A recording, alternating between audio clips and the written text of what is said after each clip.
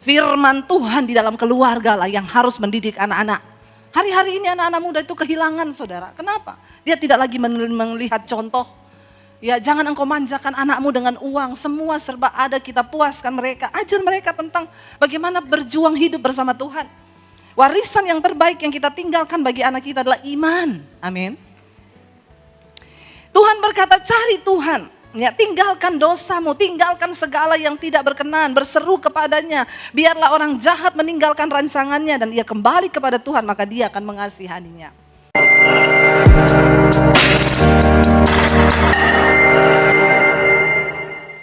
Silakan duduk Bapak Ibu yang terkasih, Shalom. Bagaimana kabarnya hari ini? Luar biasa karena kita punya Tuhan yang luar biasa ya. Saya mengucap syukur, terima kasih buat kepercayaan ya, terutama buat Bapak Gembala dan seluruh jemaat yang ada di sini yang sudah mengizinkan saya dan tentunya Tuhan. Nama saya Debbie Basjir ya, dan saya mengucap syukur saudara kalau saya bisa mengenal Tuhan itu semua karena anugerah Tuhan. Saya menerima Yesus tahun 95. Papi saya haji, kakek saya ustadz, dan saya tidak pernah terpikir ya, tidak pernah punya cita-cita jadi hamba Tuhan atau pendeta. Tidak pernah muncul di benak saya ya. Tetapi kalau saya bisa ada hari ini, semua karena anugerah Tuhan. Kalau saudara Bapak Ibu juga bisa duduk di tempat ini, itu juga karena anugerah Tuhan. Karena firman Tuhan berkata bukan kita yang pilih dia, tapi dia yang pilih kita. Dan kalau kita bisa mengenal Yesus, itu karena kita adalah orang pilihan Tuhan. Tepuk tangan yang meriah buat Tuhan Yesus. Bapak Ibu yang terkasih, melihat keadaan zaman seperti sekarang ini tentunya harusnya membuat kita membuka mata ya, bahwa semua yang terjadi itu tidak ada yang secara kebetulan. Banyak yang bertanya, loh Bu, apa Tuhan tahu virus ini sedang menimpa bumi ini sampai kapan akan seperti ini? Kenapa ini terjadi? Itu bukan urusan kita. Bagian kita adalah menjalani apapun yang Tuhan izinkan terjadi. Karena kita percaya segala sesuatu tidak akan mungkin terjadi kalau Tuhan tidak izinkan. Berarti apa yang sedang terjadi hari-hari ini itu adalah seizin Tuhan. Bukan bagian kita tahu kenapa terjadi, mengapa dan sampai kapan. Banyak orang yang masih WA ke saya, Bu, doakan dong supaya virus ini cepat-cepat pergi. Saya bilang itu bukan urusan kita. Bagian kita, mari kita kejar perkenanan Tuhan. Mari kita melakukan apa yang menjadi bagian kita. Jangan sampai kita ketinggalan. Tadi di ibadah pertama saya sampaikan, Matius 24 Yesus berkata, akhir zaman, tanda kedatangan Yesus itu seumpama seperti yang terjadi pada zaman Nuh. Di saat mereka makan, minum, kawin, mengawinkan, dan tidak ada satupun yang tahu bahwa ternyata di depan mata itu ada sebuah malapetaka. Tuhan berfirman kepada Nuh, aku akan membinasakan semua yang ada di bumi. Kenapa? Karena bumi itu sudah rusak. Manusia hidup dalam dosa, di dalam kenajisan, kekerasan, dan Tuhan akan membinasakan. Dan semua orang yang di luar Nuh itu tidak tahu apa-apa yang akan terjadi.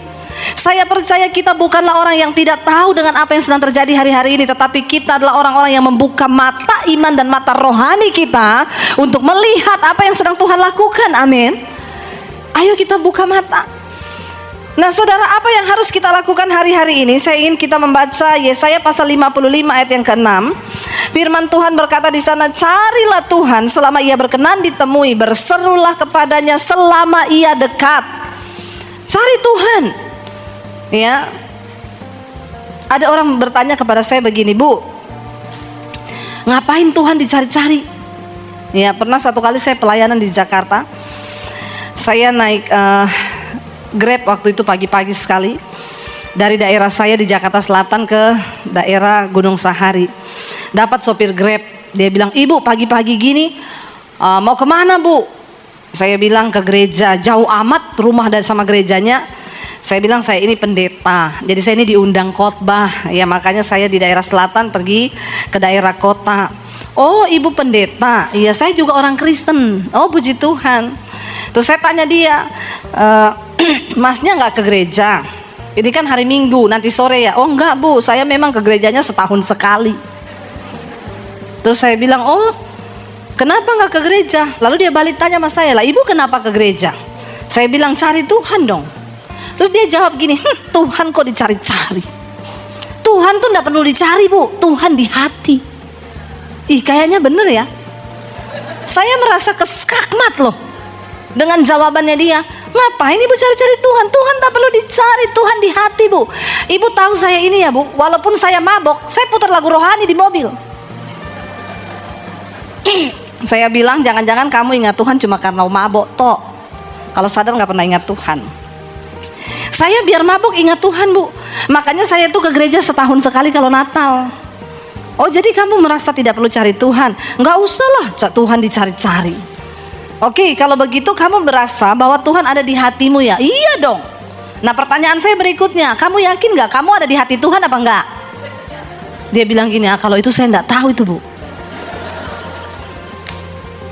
Jangan terlalu pede merasa Tuhan di hatimu. Pertanyaannya, kamu di hati Tuhan apa enggak? Hari-hari ini banyak orang Kristen pede. Ya nggak usah lah terlalu kudus-kudus, kita ini sudah ditebus oleh kasih karunia Tuhan. Yakobus berkata, engkau percaya hanya ada satu Allah saja, itu baik, tapi setan juga percaya. Jadi kalau level iman kita cuma sampai dipercaya, berarti kita satu level sama? Tolong ngomongnya agak pede gitu. Engkau percaya, setan percaya. Nah, kalau level iman kita cuma sampai dipercaya, berarti kita satu level sama? Biasa aja ngomongnya, nggak usah sambil melirik sama saya. Setan gitu. Nanti abis ini ada Pak Tony Daud yang suka serem ngomong setan-setan, ya. Dia memang ahlinya. Jadi hamba Tuhan itu kan ada spesialisnya. Ya, kalau saya nih spesialisnya setan-setan yang sudah tidak terlihat mata sih, ya. Jadi orang berpikir kadang setan itu hanya yang menakutkan, kuntilanak itu setan. Jangan salah, kuntilanak sudah kalah pamor sama pelakor. Ya, kata kuntilanak, saya sudah kalah pamor. Ya, saya bajunya panjang sampai di bawah, bolongannya satu tok. Orang Kristen zaman now bajunya pendek, bolong di mana-mana. Bertobat, jangan jadi kuntilanak. Jadi saudara, kita melihat apa yang terjadi hari-hari ini. Ya, kita melihat apa yang sedang terjadi. Bahkan banyak orang tidak menyadari, mereka berpikir hanya sekedar beriman, menjadi Kristen, percaya, sudah selesai. Alkitab berkata cari Tuhan selama ia berkenan, karena ada waktunya Tuhan sudah tidak berkenan. Kalau kita sudah tiba-tiba mati, saudara, ya udah, sudah tidak ada waktu lagi. Selama Tuhan masih beri kita hidup, mari kita cari Tuhan. Kenapa kita harus cari Tuhan? Karena kita membutuhkan Tuhan. Bukan Tuhan yang butuh kita, kita yang butuh Tuhan. Dulu saya berjalan tanpa Tuhan, saya nggak kenal Tuhan, saya punya agama tapi saya nggak kenal Tuhan. Saya melakukan semua yang saya inginkan, saya melakukan dosa, keinginan daging. Yang namanya daging ini enak, ya. Makanya ada orang tanya sama saya, Bu Debbie, ibu sering pelayanan ke daerah ya? Iya. Kalau di daerah itu banyak orang kerasukan nggak, Bu? Banyak. Kadang lagi puji-pujian di sana udah kerasukan. Ntar lagi pujian sana lagi kerasukan. Kalau di Jakarta, Bu, pernah nggak ibu lagi ibadah ada yang kerasukan? Saya ingat-ingat belum pernah sih. Dulu pernah ada lagi pujian, tiba-tiba ada seorang bapak jatuh menggelepar. Saya udah mau lari, saudara, mau doa pelepasan. Istrinya ngomong, nggak usah, Bu. Kenapa? Epilepsi. Oh. Saya kira kerasukan, udah mau saya tengking dalam nama Yesus. Ternyata epilepsi, saudara. Ya, saya bertanya, kenapa kalau di daerah masih banyak yang kerasukan, kalau di kota-kota besar udah jarang orang kerasukan? Karena di kota-kota besar, di gereja, setan sudah tidak bekerja. Setan bilang cukup kontrol saja. Lancar coy. Ya, jemaat yang datang banyak coy. Kata setan, enggak apa-apa. Yang penting hidupnya nggak berubah. Biar aja mereka ke gereja tiap minggu, suami istri tiap hari berantem, biarin aja. Mereka ke gereja tidak berubah juga kok. Nggak apa-apa. Kenapa, saudara? Karena jemaat-jemaat di kota besar itu sudah tidak percaya sama setan-setan yang begituan.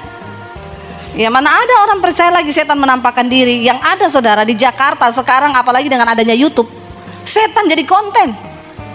Bener gak? Gudang-gudang tua didatangi, cari syuting setan. Ya, semakin ada setannya, semakin laris itu konten, yang nonton sampai jutaan. Kata setan gini, sial, sudah tidak ada tempat aman di dunia ini. Ya, Sampai setan protes, Tuhan saya udah gak mau jadi setan. Kenapa? Manusia lebih setan dari setan. Masa setan dijual loh. Jadi setannya sudah tidak lagi menampakkan diri. Kenapa? Karena di kota-kota besar, setan bilang gak usah digoda. Mereka itu kedagingannya aja udah gede. Daging sama setan tuh beda. Galatia pasal 5 berkata, sebab keinginan daging itu telah nyata apa? Percabulan, kenajisan, hawa nafsu, nafsu jahat, iri hati, kebencian, dendam, amarah, pertikaian, perselisihan, percederaan. Itu adalah keinginan daging, dan barang siapa hidup di dalamnya melakukan hal-hal itu, dia tidak mendapat bagian dalam kerajaan Allah. Sekalipun engkau ke gereja, sekalipun engkau pelayanan, sekalipun engkau pengkhotbah, kalau engkau hidup dalam kenajisan, percabulan, iri hati, kepahitan, engkau tidak mendapat bagian dalam kerajaan Allah. Dan itu tujuan setan. Makanya setan bilang, enggak usah diganggu. Mereka sudah tidak kesetanan, tapi sudah kedagingan. Hati-hati sama keinginan daging. Amin. Karena itu cari Tuhan selama ia berkenan untuk ditemui. Dulu saya sebelum bertobat, saya hidup dikuasai oleh keinginan daging. Saya melakukan apa yang saya pikir itu menyenangkan daging saya. Saya melakukan dosa. Saya hidup di bawah ikatan dosa. Saya terjerumus di dalam dosa. Waktu sudah puas dengan dosa, setan datang dan bilang, bunuh diri aja, udah hancur hidupmu, hancur masa depanmu. Lalu tanpa pengenalan yang benar akan Tuhan, saya menuduh Tuhan itu jahat. Tuhan itu tidak adil. Kenapa engkau menciptakan saya di dunia ini cuma untuk saya hidup menderita? Kenapa Tuhan? Lalu kalau saya memutuskan untuk bunuh diri, Tuhan puas saya masuk neraka. Tanpa pengenalan yang benar akan Tuhan, saya menyalahkan Tuhan. Hati-hati saudara, jangan suka menyalahkan Tuhan atas hidupmu. Karena Tuhan tuh gak pernah salah. Yang salah itu kita. Cuma kita sama Tuhan beda tipis. Tuhan maha tahu, kita sok. Jadi saya menjalani hidup saya dengan dosa ketika akhirnya saya terjerumus. Setan bilang bunuh diri. Sekarang itu lebih banyak orang berani mati daripada berani hidup. Padahal gak usah bunuh diri juga, pasti akan.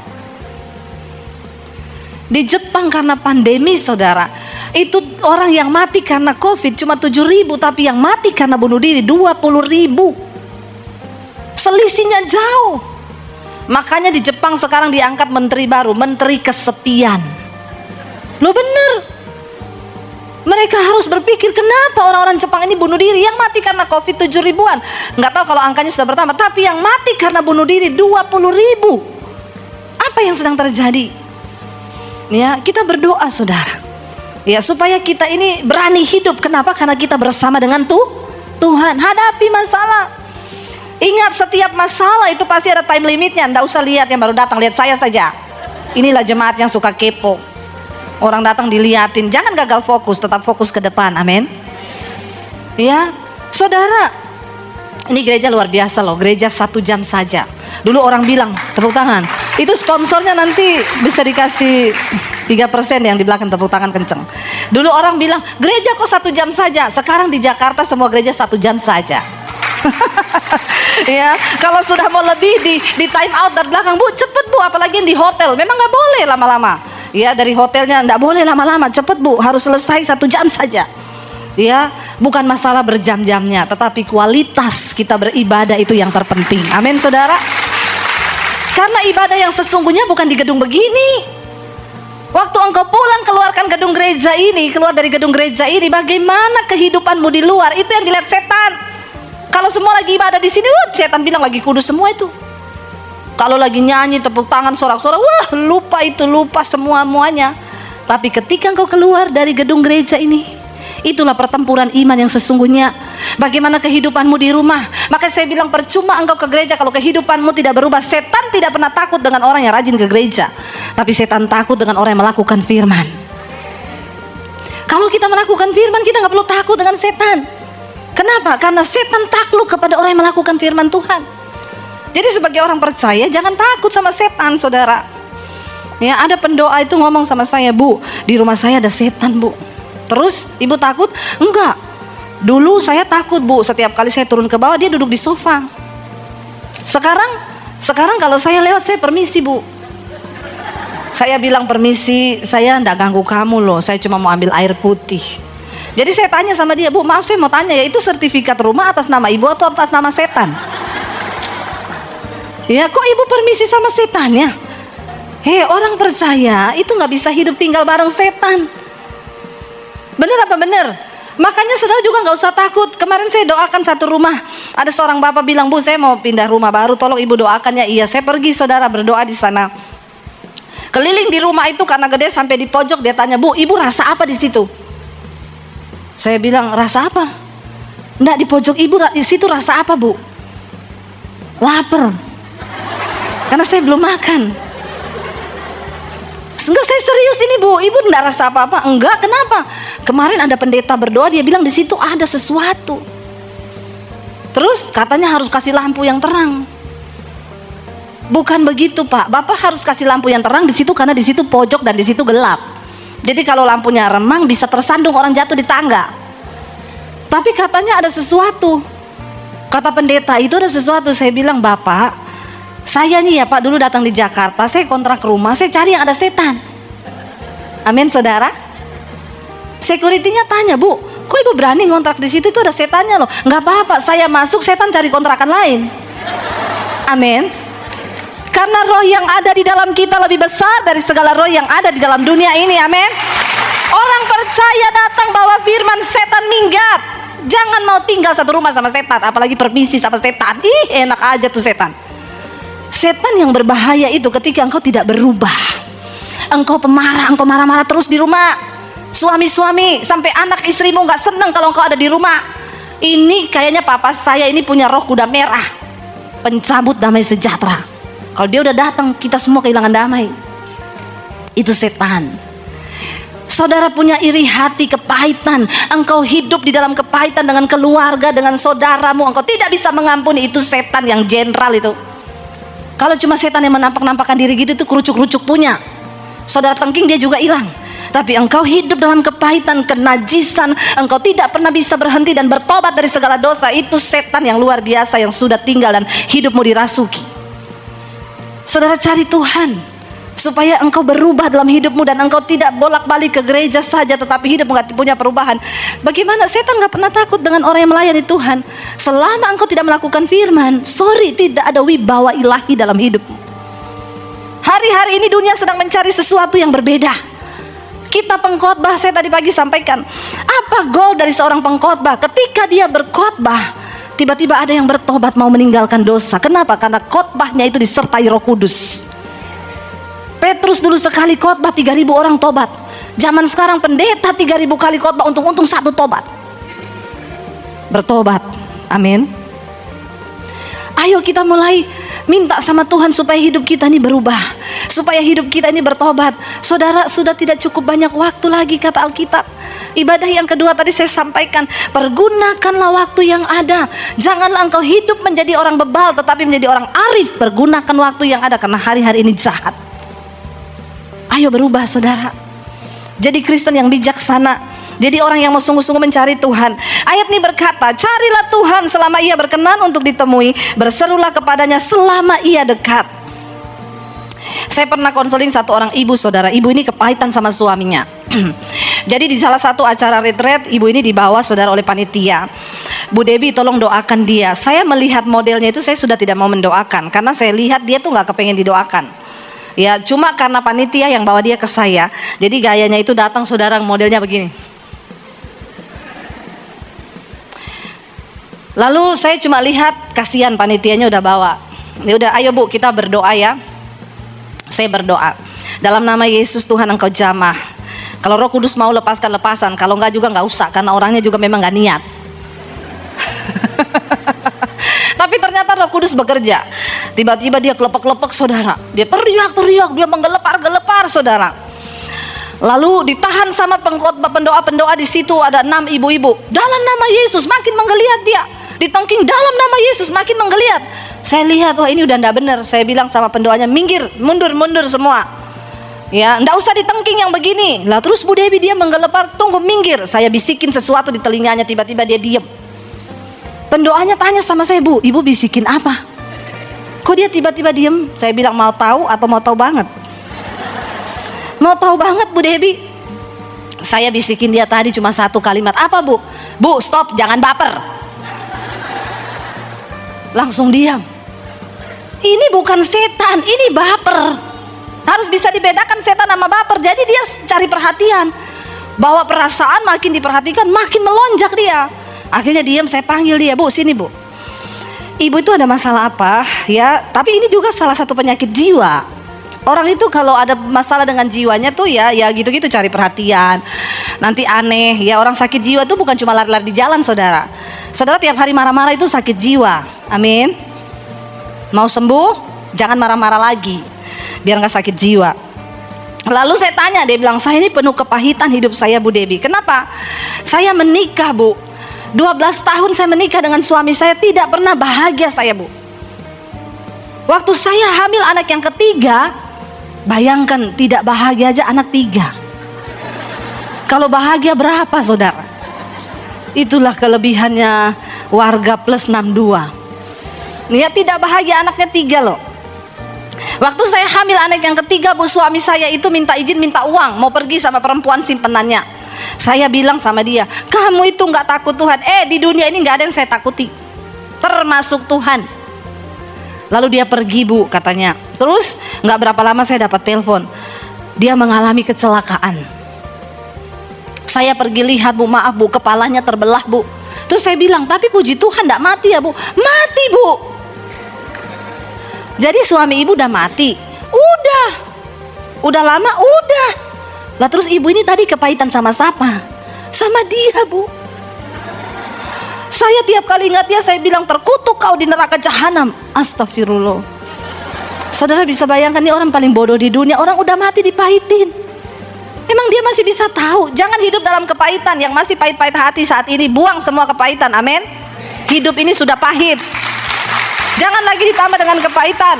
Udah hidup pahit, makan daun pepaya, minum kopi pahit, semakin pahitlah hidupmu. Rugi, saudara. Jangan pahit-pahit. Engkau kepahitan sama orang, orangnya nggak tahu kalau engkau pahitin. Orang dia di sana manis-manis aja, lu kok pahit-pahit sendiri. Amin. Dia, saudara, hidup ke saya bilang, Bu, saya yakin ibu pasti tidak bahagia. Memang, dan bukan cuma itu, ketiga anak ibu juga tidak bahagia. Bayangkan membesarkan anak dengan kepahitan. Yang ada tuh balas dendam. Mukanya tertekan, mukanya tua, ya, kepahitan menekan dia. Akhirnya kita berdoa, saudara. Saya mau kasih contoh di sini apa, saudara? Itu loh suaminya. Tuhan bilang, carilah Tuhan selama ia berkenan. Karena satu saat nanti Tuhan udah gak berkenan. Lagi pergi naik motor mati kecelakaan. Kita bersyukur loh, dengan adanya corona ini kita diingetin Tuhan. Saya yakin banyak orang bertobat dengan corona ini. Kenapa? Kematian di depan mata kan. Kita gak pernah tahu. Sekarang ini kok kayaknya dengar berita mati itu cepet. Tapi saudara tidak perlu takut berlebihan. Karena kita percaya hidup bagiku adalah Kristus, mati adalah sebuah keuntungan di dalam Yesus. Amin. Tapi kita harus tetap jalankan protokol kesehatan. Harus pakai masker, jangan mencobai. Tapi jangan takut berlebihan. Karena kita punya iman. Sekalipun aku mati, itu adalah sebuah keuntungan bagiku. Berapa banyak yang percaya mati itu untung? Amin. Berapa banyak yang sudah siap mati? Habis angkat tangan, turun tangan. Saya enggak tanya yang sudah mau mati loh. Yang sudah siap mati. Yang sudah siap angkat tangan. Saudara siap atau tidak siap? Kalau udah waktunya, go. Jadi daripada tidak siap, lebih baik mempersiapkan diri untuk mati. Itu bukan beli tanah di San Diego Hills. Banyak orang di Jakarta, saya sama satu keluarga sudah punya kapling, Bu. Udah beli 5 lubang di sana. Bukan soal lu dikuburnya di mana. Lubang itu nggak penting. Kita mau dikubur di mana aja nggak apa-apa. Yang terpenting, siapkah hidupmu menghadap Tuhan? Amin, saudara. Bagaimana menyiapkannya? Buang segala yang jahat. Ayat ini berkata, ayat yang ke-7, baiklah orang fasik meninggalkan jalannya dan orang jahat meninggalkan rancangannya. Baiklah ia kembali pada Tuhan, maka dia akan mengasihaninya, dan kepada Allah kita, sebab ia memberi pengampunan dengan limpahnya.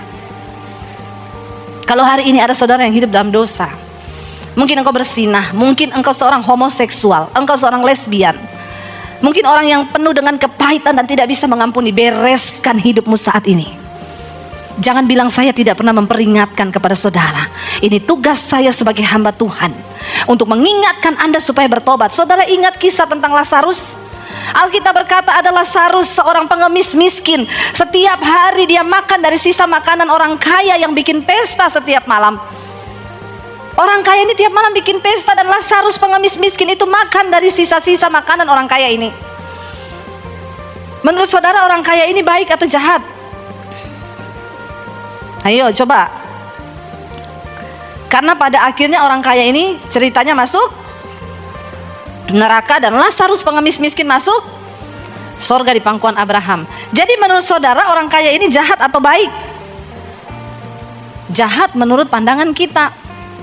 Tapi menurut saya dia baik. Kenapa? Karena dia selalu kasih sisa makanan buat Lazarus makan. Alkitab bilang ada seorang pengemis yang setiap hari berdiri di pintu rumah orang kaya itu. Dia baik loh, karena dia nggak usir pengemis itu. Kalau orang kaya jahat kan, siapa itu tiap hari ada pengemis depan pintu, usir, bikin kotor rumah saya. Nah, itu jahat. Tapi Alkitab bilang satu kali orang kaya itu mati, Lazarus juga mati. Tapi orang kaya itu di dalam neraka tersiksa dalam api yang menyala, dan Lazarus duduk manis di pangkuan Bapak Abraham. Orang kaya itu bertanya, Bapak Abraham, suruh Lazarus mencelupkan tangannya ke air lalu teteskan ke dalam mulutku, karena betapa tersiksa aku ada di tempat ini. Kenapa Lazarus duduk di pangkuanmu dan aku ada di sini? Bapak Abraham bilang, dia nggak ngomong gini karena waktu di dunia lu selingkuh terus. Enggak, karena selama di dunia engkau sudah menikmati semua yang baik, sedangkan Lazarus menikmati semua yang tidak baik. Hati-hati, terlalu menikmati yang enak bisa mengubah konotasinya menjadi dosa. Makanya sering-seringlah menderita, amin. Loh, malah ketawain saya loh. Ini benar. Ya, enggak apa-apa, sesekali menderita itu baik. Aku menderita itu baik bagiku supaya aku belajar ketetapanmu. Orang kalau selalu hidup enak itu nanti jadi mengalami yang sedikit tidak enak sudah bersungut-sungut. Tapi kalau kita sudah menikmati yang tidak enak tuh enak. Anak saya waktu mau masuk SMP, dia bilang, Mami, jadi aku masuk sekolah SMP mana? Negeri. Kamu harus belajar yang kuat supaya bisa masuk negeri Jakarta yang favorit. Oke, dia belajar kuat, saudara, dia masuk sekolah negeri. Mam, tapi kan di negeri itu enggak semua Kristen. Enggak apa-apa, garam itu harus pergi ke tempat yang tawar supaya asin. Kalau garam kumpul di tengah-tengah garam jadi gudang. Ya, semua kumpul di sekolah internasional. Ya, emang didikannya lebih baik. Hei, pendidikan anak itu ada di dalam keluarga. Waktu anak kita lepas mau di mana saja, ketika dalam keluarga kuat, kita nggak perlu takut. Amin. Lalu dia bilang gini, berarti aku nanti sekolah diantarkan Mam tiap hari? Enggak, naik angkot. Serius? Hah? Biar kamu belajar susah, nak. Jangan terlalu ajar anakmu seneng terus.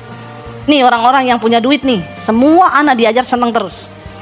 Ya, kamu naik angkot dari rumah saya itu harus keluar komplek dulu jalan kaki, sampai di depan itu baru dapat angkot. Jadi dia sudah keringetan, sampai depan dia naik angkot.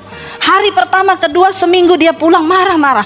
Mami tuh ya nggak kasihan loh, aku tuh pusing kalau naik angkot duduknya miring. Nggak apa-apa, baru 1-2 hari. Sesuatu yang diulang menjadi selama 21 kali itu konon akan menjadi kebiasaan, nak. Jalani saja dulu. Mami dulu waktu sekolah nggak naik angkot, jalan kaki pulang pergi. Ya itu kan mami, jangan samain, sama aja. Ya udah dia naik angkot. Lama-lama sudah nggak ada keluhan, enjoy dia. Cuma kita ke gereja naik mobil, harusnya duduk menghadap ke depan, dia duduk menghadap samping. Saya tanya, Dek, kamu kenapa duduk menghadap samping? Pusing hadap depan. Oh, udah biasa susah. Puji Tuhan, anak saya sudah terbiasa susah. Jangan selalu ikutin anakmu itu yang enak-enak terus, bahaya. Zaman sekarang tuh bahaya. Ya bukan berarti sekolah mahal itu terus karakternya jadi baik. Maaf loh, saya bertamu di rumahnya Pak Haji. Masuk ke rumah, ya, anaknya Pak Haji pulang, Assalamualaikum.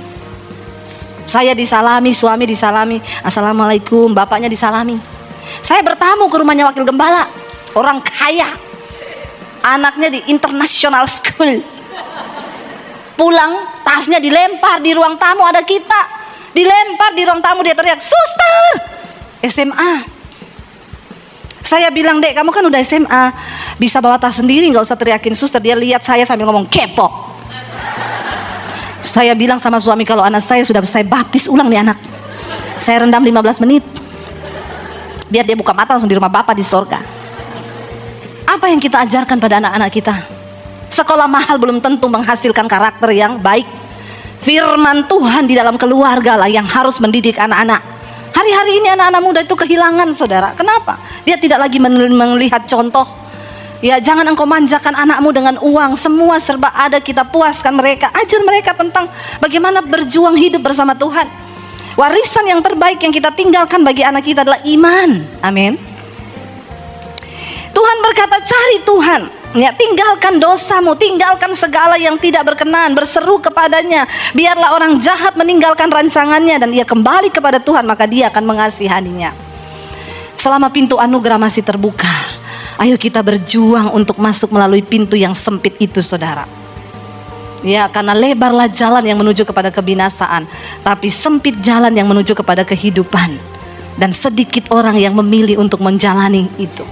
Yuk, kehidupan ini bicara, lalu Bapak Abraham bilang, karena selama engkau di dunia, engkau sudah menikmati yang enak, sedangkan Lazarus menikmati yang tidak enak. Lalu orang kaya itu bilang, Bapak Abraham, kalau itu izinkan dulu aku pulang ke keluargaku yang ada di dunia. Aku mau kasih tahu mereka supaya mereka bertobat, supaya mereka tidak hidup menurut apa yang aku hidupi, supaya mereka tidak masuk ke tempat ini karena ini begitu menyiksa.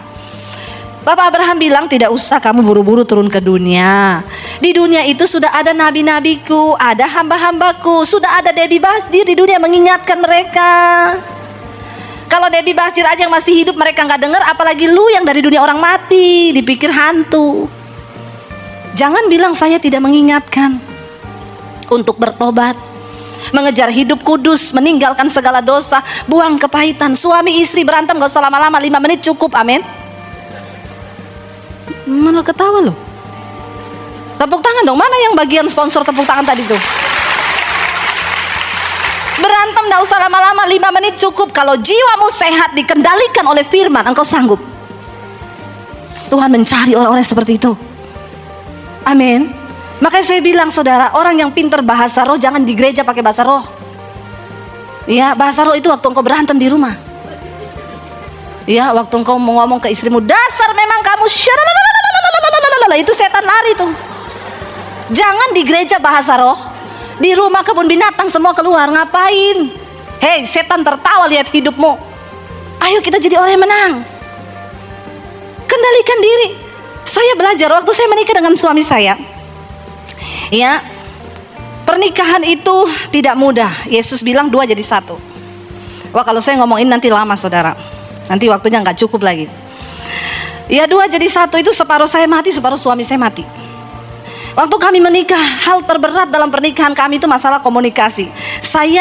Suami saya orang Solo, saya Sulawesi. Dan saudara tahu betapa ribetnya komunikasi kami.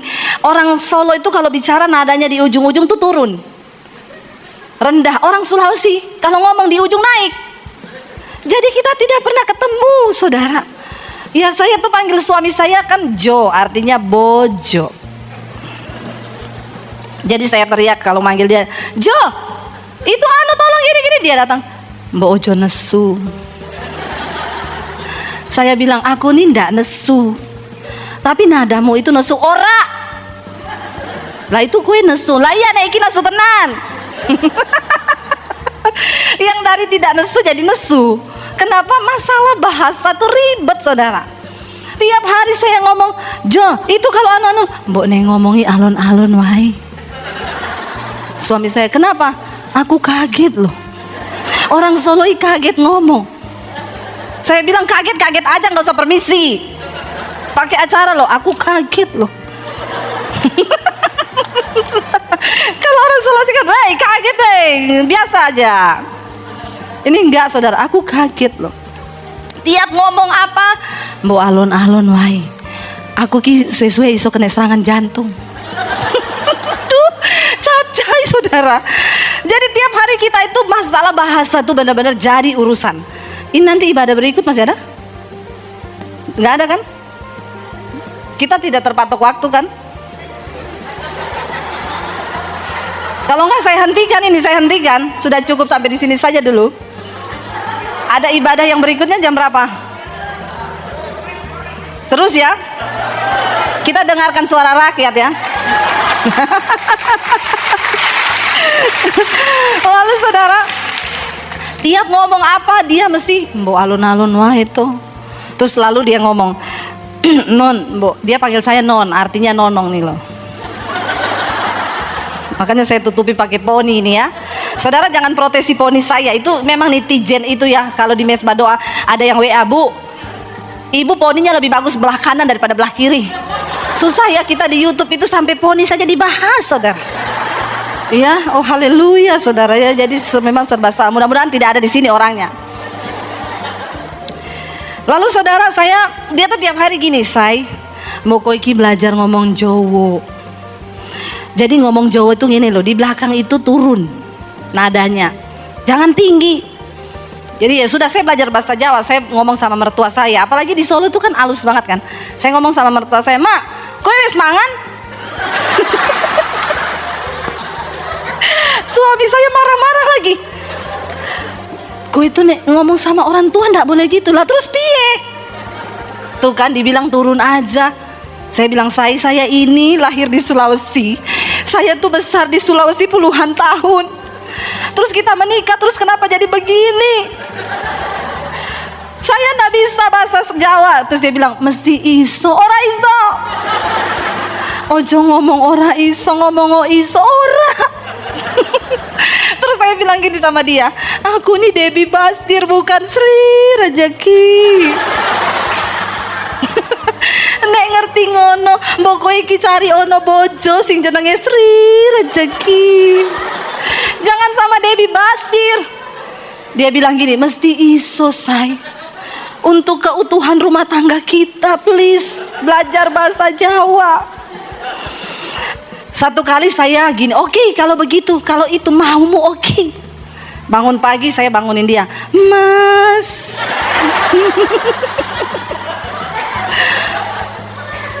Tangio Mas. Ya sebisa saya lah. Pripun panjenengan arep dahar saiki apa piye Mas? Suami saya kaget bangun saudara. Dia bilang, kenapa ada Sri Rejeki di sini? Pripun Mas? Dia duduk di tempat tidur. Non, biasa wae. Mboten napa-napa Mas. Saudara tahu saya ngomong gitu seharian sampai malam. Monggo Mas, lungo Mas. Dia bilang lagi, non biasa wae. Mboten napa-napa. Ngene iki sing mbok karep keto Mas.